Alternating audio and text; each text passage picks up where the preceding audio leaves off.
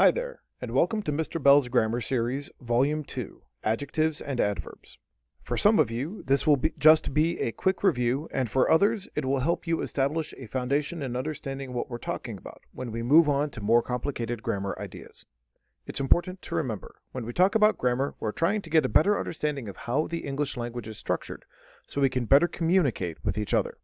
In these early lessons, we're mostly focusing on basic definitions and functions, so that we'll have a consistent basis to build from as we move forward. So, to get a better understanding of adjectives and adverbs, let's get to work. If the two most common types of word in the English language are nouns and verbs, the next two most common are adjectives and adverbs. These words add not only key information, but a sense of style and nuance in our writing and speech. In this lesson, we'll look at how to more clearly convey the information we want in our sentences. We covered this in more detail in Lesson 1, but before we get started, let's quickly refresh some key points that we'll need to have in mind for this lesson to be useful.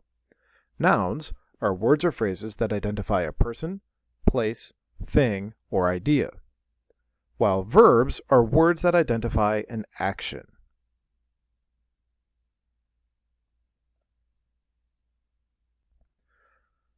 Pronouns are a special category of words that are not nouns themselves, but have a similar function in a sentence. Pronouns are words that are used to stand in for specific nouns. In order to be useful, the noun to which a pronoun refers needs to be made clear before using the pronoun. For example, if I start a sentence with, "He was digging in the yard," you wouldn't know if I was talking about my next-door neighbor, my friend, my son, or my dog.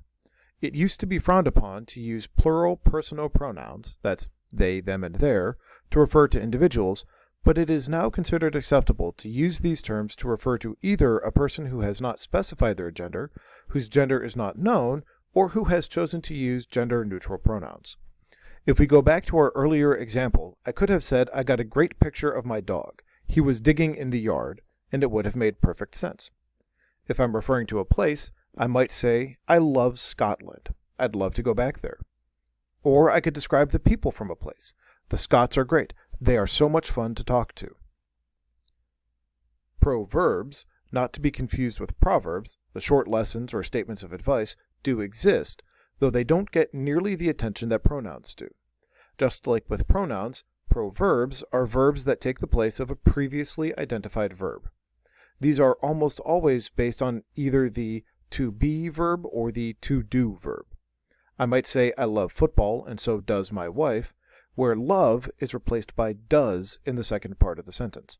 However, as these verbs that are standing in for the meaning of another verb, they're less complicated to identify.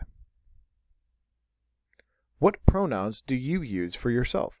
What pronouns could you use for the place where you live or where you go to school? Can you think of one that isn't on this page? Although I usually list them in the opposite order, we'll take a look at adverbs first. Adverbs are words or phrases that modify the meaning of a verb. I always think of it as adverbs add to verbs. It's right there in the name. Adverbs give us more information about the verb to which they are connected. They tell us where, when, why, how, or to what extent the verb was done. If I tell you Alejandro ran, you don't know much about his running. So I could say, Alejandro ran to the store, and I tell you where he ran.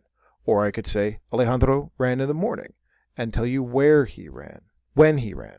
I could say, Alejandro ran to get in shape, and tell you why he ran. I could say, Alejandro ran smoothly, or quickly, or slowly, and describe how he ran. Alejandro ran daily, tells you how often he ran. Or I could say, Alejandro ran 4 miles, and tell you something else about to what extent he ran. Each of these different sentences tells us that Alejandro ran, but they give us all different information about Alejandro's running. Personally, I'm a pretty slow runner. Think of some of the ways you can use adverbs to describe what you do in more detail. To be honest, the easiest way to remember what adjectives do is remember that adverbs modify verbs, and that leaves nouns for adjectives to modify. Or you can just remember what adjectives do. Adjectives are words or phrases that modify the meaning of a noun. Just like when we looked at adverbs, adjectives can add a whole lot of meaning and information to a sentence. Adjectives typically refer back to one of the senses or make an evaluation. You might describe how something looks, feels, or smells, or whether it is good or bad.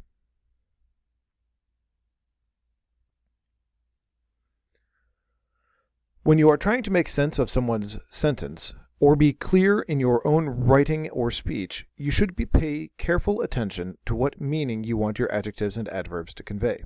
Consider the two following sentences. My son smells bad, and my son smells badly.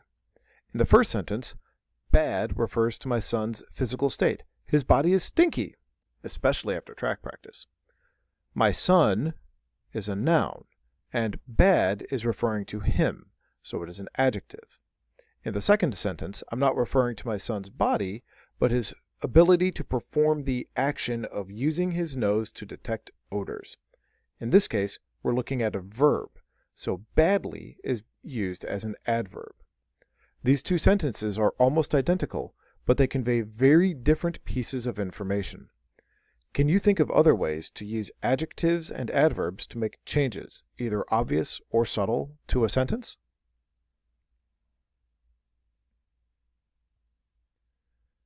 In order to make this a little easier, let's look at some basic guidelines. Remember, English is very consistent about being inconsistent, and there are exceptions to almost every single rule. First, most words that end in ly are adverbs.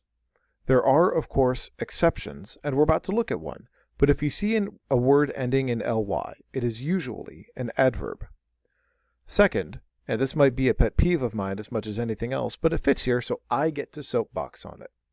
When you are describing a verb, you should use well and use good to describe a noun. My go-to example of this is doing a job. If you're describing how the work was done on a job, you could say, we did the job well. On the other hand, if you want to describe the results of that work, you could say we did a good job. It's a subtle distinction, but shows a firm grasp of conventional English grammar. And of course, there are always exceptions to the basic progression of adjectives and adverbs. Some words, like good, well, and bad, do not conjugate the way normal adjectives do, but that's a lesson for another day. So to review, pronouns are words that stand in for more specific nouns. Adverbs are words or phrases that modify verbs. Remember, adverbs add to verbs. Adjectives are words or phrases that modify nouns. Remember, adjectives add to nouns.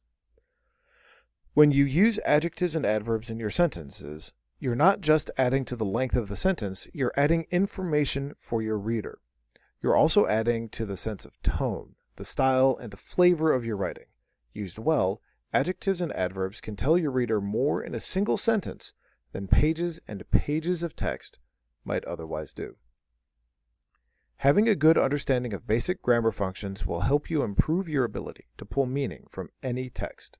When you get comfortable with seeing language as something with structure and learn how that structure works, you will see your learning grow. Next lesson, we'll start putting nouns, verbs, adjectives, and adverbs together to form subjects and objects. Class dismissed.